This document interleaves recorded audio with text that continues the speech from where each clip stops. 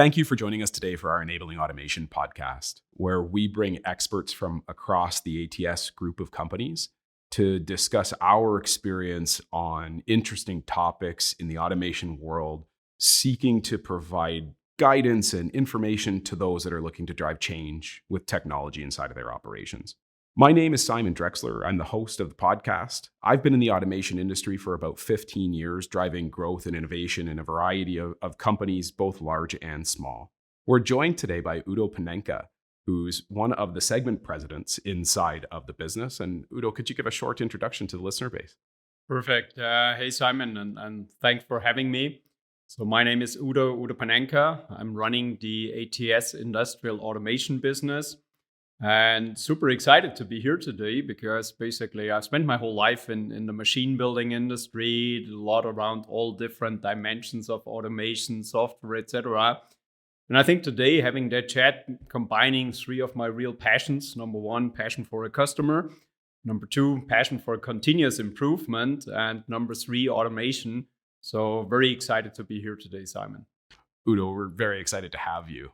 And those passions, I think, drove your segment to take a pretty unique path to driving value and driving a different approach to building partnerships. Can you elaborate a little bit on, some of the interesting things or some of the unique things that happen inside of the IEA segment?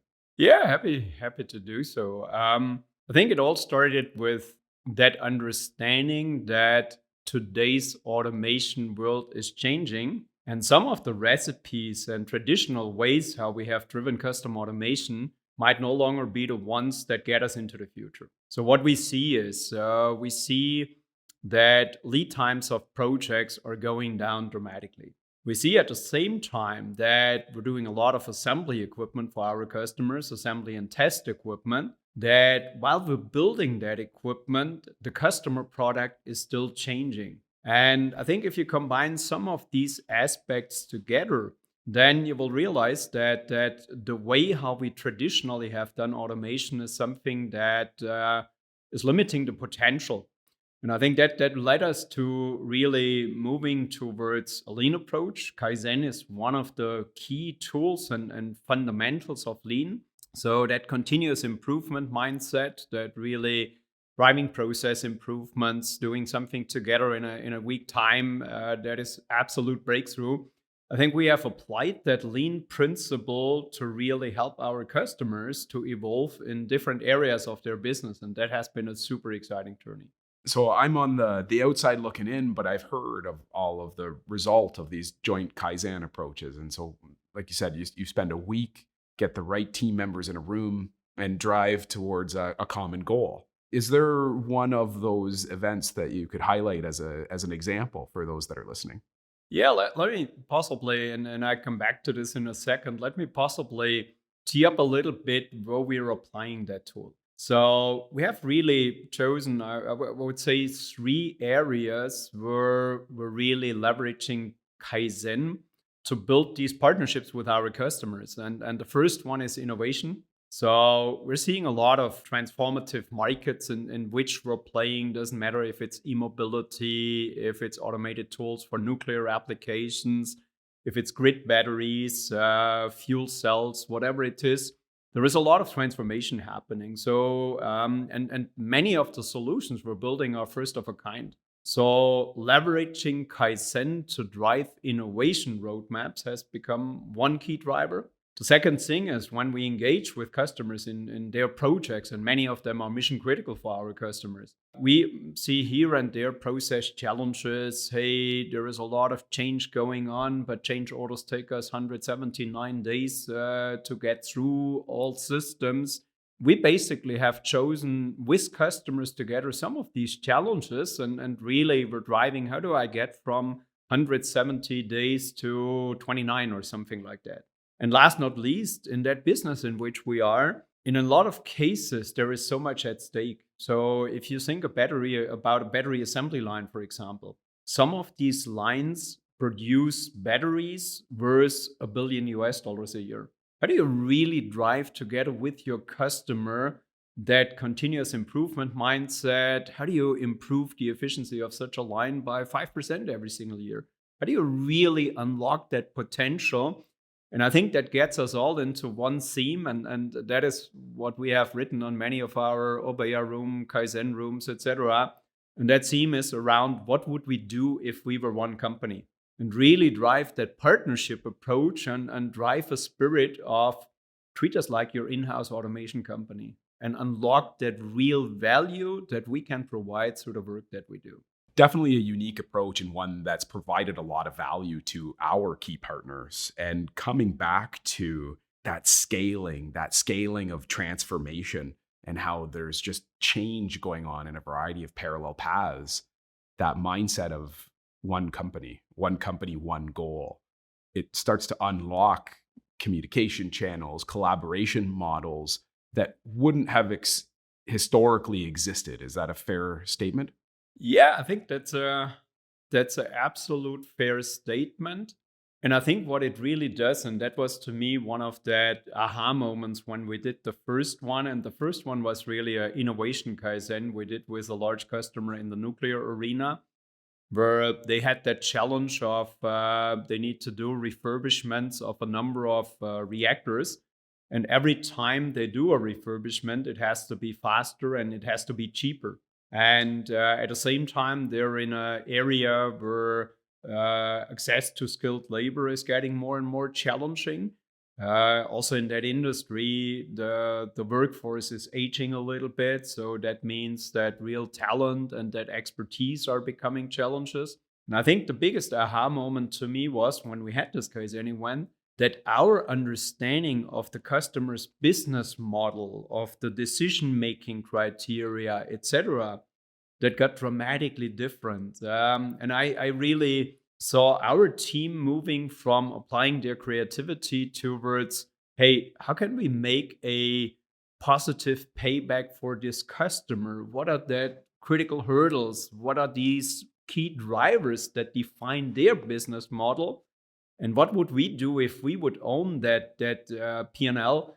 I think that was such an aha moment that this understanding of the business case changed a lot the thinking of what I would describe as more of a technical team of totally clear automation heroes. So that was very impressive to see. Would that have happened both ways? Because I would imagine the partners team got a much better understanding of our process as well and our decision criteria. Absolutely. I think clearly you saw that these two teams were embracing that. What would we do if we were one company? And at the same time, it requires a lot of trust and confidence. So that whole thing of, hey, if that automation company understands my business model so well, what will they do with this? Will they really leverage this to come up with the best solutions for me or to maximize the sales price? And that is really, you can only do this in a real partnership where you drive that real value for the customer, where you have a win-win solution, where you get through breakthroughs and really get to a totally different level, where the customer very quickly sees that benefit and that value, and that helps to overcome some of the concerns and aspects to really form that partnership, and that is working in a lot of cases extremely well. Udo, that's an interesting line of thinking, because in order to execute on these unique events that drive a substantial amount of value, there's a lot of pre-work that goes into that, and trust is that nearly intangible or immeasurable piece. So do you have any recommendations or best practices that we took, or steps that we took to build up to an event like this? Well, I would say it's certainly there is a level of managing a relationship with a customer, and there is a real level of understanding the business environment of a customer. So what I love are tools in Lean, like the concept of an Obeya room. And that is a concept where basically our people try, and our technicians, they try to get a much deeper understanding of the working environment, for example, at a customer looks like. So we're sometimes stuck in our workshop, we're on the factory floor, we look at a connector, for example. And we believe this is super simple. If you watch a customer, and that customer might be an operator that has a plastic suit and limited sight and 3 pairs of gloves on, and now they need to operate the same connector that your people in our workshop environment can easily operate. And all of a sudden they realize, oh, that's not user friendly. So that real developing that real deep interest in the customer business, understanding the customer struggle, getting into processes that help us to consistently learn from customers, do VOC, voice of customer, and really create in such an Obeya room, an environment where we very, very deeply understand what's on the mind of our customer. I think some tools like this make us a credible partner for our customers. And I think if they realize that there is that deep interest, but that there is also that deep understanding and the value we can provide, I think that helps to open the doors and unlock that trust component and that creativity of the teams coming together. And if you then apply a structured process of, hey, if we had innovation Kaizens where all of a sudden there were 50, 80 different ideas developed.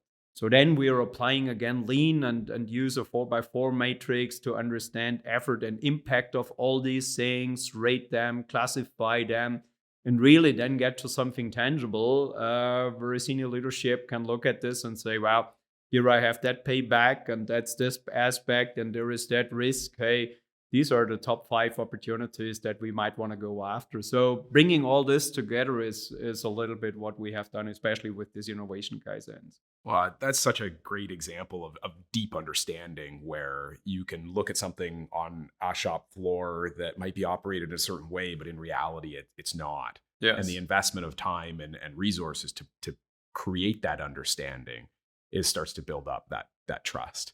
Yes, and I think what it also does, I sometimes sense it changes the whole way how you interact with a customer.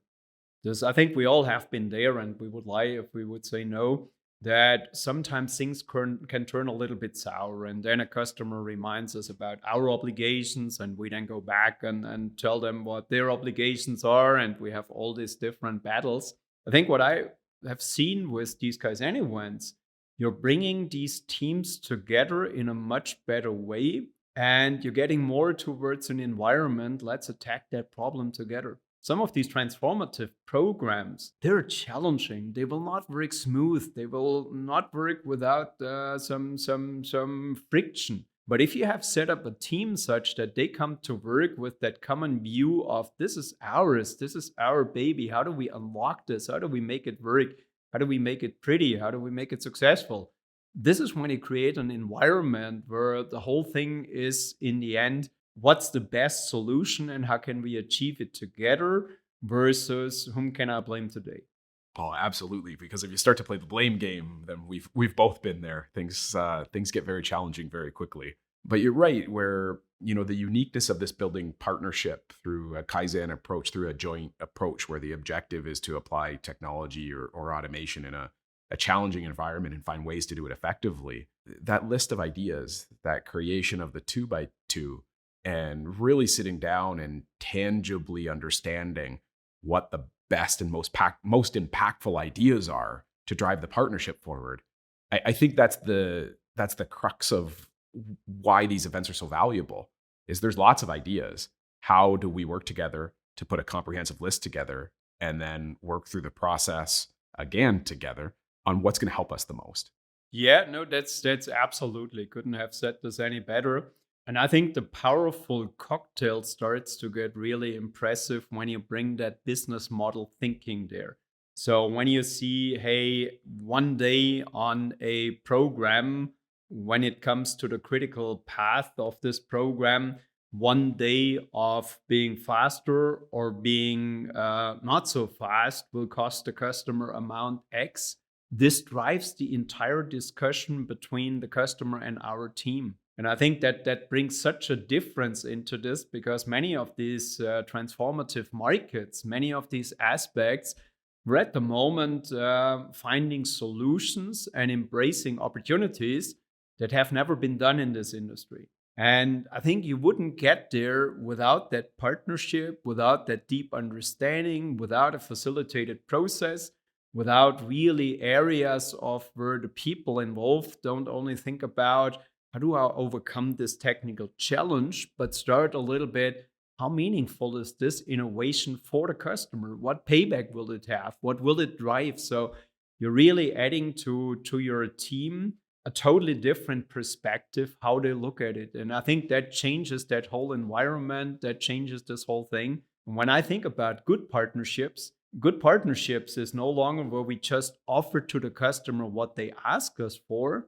but where we develop together with the customer concepts to say, is what you're asking us for the truth? Or would there be much different solutions? Can we think about automation as a value driver in a much different way if we just understand your business case, your payback calculations and all that things? And we have today customers where in the end, we already know if we have a payback within the next phase of their project, this will be a go because they have instantaneous savings. And for them, this is unlocking that creativity and this program ideas, which in a normal environment would have taken us 2 years to ever get started to talk about this. Right. And the uniqueness there is a bit of a shift in thinking, because if you can align on the business model and align on a mutual objective to make sure this project moves forward, now all the time, energy, and effort goes into, well, let's find the best ideas. Let's get this done in the most effective way possible together. Yes. And I think you get that when you do this, that joint commitment of the customer and your team, that they have real skin in the game and that they want to make it work. Become some of these breakthrough innovations, they're not easy. There will always be challenges and hurdles in such a program. If you set up that team from the beginning in the right way, the chance that they get their heads down and simply look at how can we overcome these hurdles and how can we really drive this to get to what we thought we want to get, that's such a paradigm shift in this whole way of working together that, yeah, you can tell I'm pretty fascinated about it. It is. It's a fascinating approach. And I wanted to touch specifically on that commitment and doing these types of events, trying to drive a bit of a change in how you build the partnership. It requires an investment of time and resources. I would expect that there was maybe some hesitation on at least the first one that we've done. And now that we've done a few more, we've got kind of built up that knowledge base to say we've done this and it's gone well. Do you remember back to the first one and what some of the hurdles were, some of the hesitations were, and could you speak to them about what the best practices are or how you approach getting buy-in or commitment to an event like this? Yeah, I would say there wasn't a big hurdle with the first one. The first one was really a customer who didn't realize the benefit of our cooperation so much and was already at a point where they said, not sure if this makes a lot of sense. And then we brought that idea in. So for us, it was clear we need to bring that commitment to the table. So that was a very quick and a very easy decision. I think what we realized is building diverse teams from experts from that field, but also other experts around different automation tasks and exposing people that have nothing to do with this brings in additional creativity and thinking. So to be a little bit more specific what I'm after, I think in the old days, nuclear applications have been supported by nuclear automation experts. And hey, we desperately need these nuclear automation experts because that's a very specific part of the business. But we then added robotic specialists, we added machine vision specialists, we added test experts, partly from my business, but also partly from other parts of ATS as a big family where we have really a lot of some of the world's most experienced automation experts in that group. So really pulling that right team together and pulling a team together with diverse experiences and specialist areas, that's where we felt we're all of a sudden coming up with solutions that without these diverse teams, we wouldn't have got to. And then the whole thing is around facilitation. So we have built ABM, the ATS business model. It's a lean business model pretty close to our heart. We're continuously building talent and getting great facilitators, great leaders into that part of the business. So having a really good facilitator in such an event, that's something important. I think the other element is senior leadership involvement on both sides. So in some of these mission critical Kaizen events, we have a daily report out during that one Kaizen week, a daily report out to leadership on both sides. That's not just a report out, but that's also for the team an opportunity to say, hey, in order to answer that question, we might need to invest that amount of money for an experiment, for some try-storming, from going deeper in certain areas. So the teams are not coming only back and say, hey, that's what we have done, but they also come back and say, that's what we need. That's what you need to unlock. And I felt like sometimes the way how these events evolve for decisions that otherwise people would take weeks to get to, they can get them in hours. And that's a little bit also that paradigm shift that comes along with such events. It's incredible to hear that as the outcome of these events, where there's a long history of how these types of projects are normally approached. And they're complicated and they involve lots of people. So you're right, the response time can take a while. But to be in the same room and have the right expertise in one place and be able to turn those types of things around in an hour or hours across the course of a week, it's just an incredibly different approach. It's very refreshing.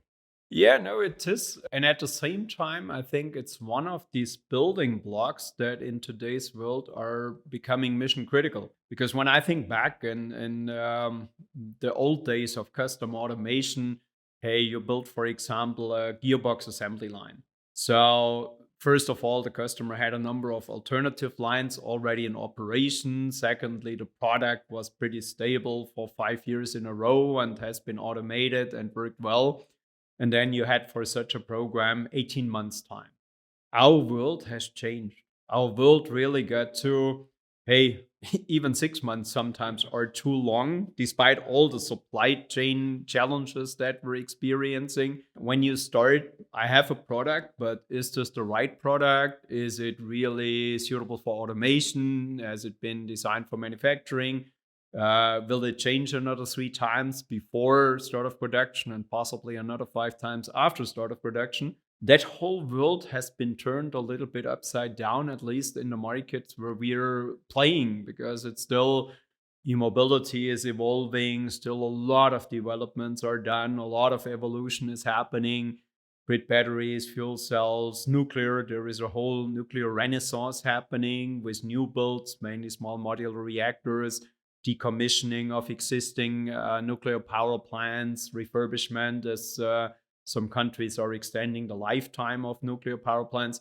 So much is changing. And that's a little bit, I would say there is appreciation from our side, at least. If we are not changing the way how we drive such projects and how we interact with our customers, we will never be successful. In the old days, between preparing a request for quotation, getting a quote, and comparing things and selecting an automation house, it might have been taken 6 months, 8 months, whatever. We're living in a different world now. This is no longer good enough. And I think that way of partnerships, creating that stable partnership through applying lean tools and especially joint events, that's such an important driver that really is one of the fundamentals to overcome these challenges and really be much faster, be much more change agile, and drive to solutions that have the right benefit and the right return for your customer. I couldn't agree with you more, Udo. And it's so exciting to hear you talk through how we're adapting to a changing world. The rate of change, the rate of technology implementation, the introduction of AI being an example of that, and how much change that even drives. And that's only one aspect of our business. Being closely coupled with our partners to better and deeply understand them makes us both better. Yeah, and I think that also to not only talk about these innovation kaizens, what we see here in that transformation, that there is always a little bit of a change between senior leadership of a customer saying, hey, the world has changed, and in the old world we had product cycles of 5 years, whatever, and now we need to do it in 2 years, etc. And you understand all these visions, but yet not all processes in a company are typically aligned with that vision yet, as these big companies are transforming. And then you all of a sudden realize, hey, a certain process that worked in the old world, where there was very little change in a project and where you had pretty generous lead times, that process might have worked well, but today no longer works well. And you need to cut down the cycle time of certain processes, transactional processes. I touched on change order processes. That was one Kaizen event which we have driven with a customer together, where you realize that all the people want to do their very best, but simply that process is no longer aligned to today's business needs and requirements. And that's a little bit of an enabler and something to unlock these things. And it's, I can tell you, it's so much more fun to build a strong Kaizen teams and have these groups, customer and us, working together on, hey, how do we cut down the cycle time of this process dramatically, rather than everybody realizing that things don't work and everybody waking up in the morning and finger pointing on the other one because you're not doing that right or you're not doing that right. That's not how you cut cycle time of a certain process by factor 5. And that has been super refreshing. So that's something I really love. Wow. It's honestly, it's amazing. Udo, coming back to sort of the first Kaizen event, I would imagine coming out of the first one, Yes. there was probably some key lessons and some key takeaways. Is that something that you could share with those listening today?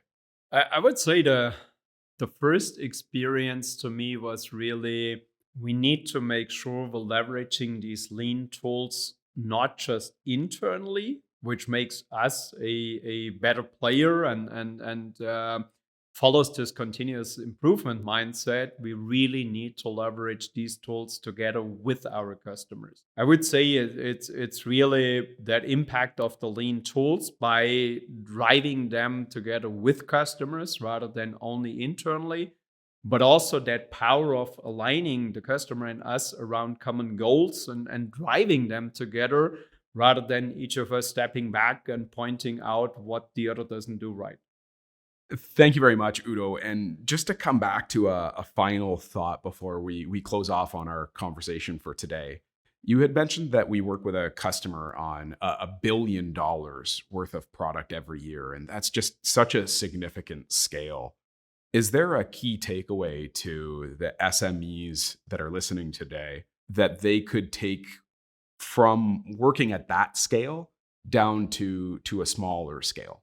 Yeah, I would say that $1 billion a year of product produced on one line is an impressive number, but the story is the same. Doesn't matter if it's a large or a small program. I think the story is not about the number itself. The story is purely about, do we align our two teams such that they care of what really matters? Or do we align them around discussing about things that don't really matter? And aligning also means taking on responsibility. And I would say, especially around customers' KPIs. What does success look like? How do you really define success? And how do you make sure both teams are going after this success together? And success does not only mean, hey, we delivered that line on time, and that's it, we're gone. But how do we really establish that partnership around, hey, there are certain key KPIs that drive success of the customer, and we're able to align our both teams. And that, to me, is independent of value. And it's one of the key drivers that we're really attacking with this philosophy. And Udo, I think that circles back to one of the very first things that you said during our conversation today is success in the new world is acting like one company. By aligning around KPIs that both companies care about is how you align the teams to operate like one company. Udo, thank you very much for joining us today. It has been a pleasure to have you on the Enabling Automation podcast and learn about how you have taken a transformational approach to building partnerships in the automation world. Thank you, Simon. Really enjoyed our conversation. Thanks. Thanks again to those listening today. I hope you found the conversation between Udo and myself helpful in taking an innovative approach to building partnerships through automation. This closes off the third episode of our second season, and I look forward to joining you next time with episode 4, which is about influencing the next generation of automation professionals, where we take some of the topics that we've built up in our Enabling Automation podcast and talk about how that can be applied to those coming into the workforce and into the business. I look forward to having you join then.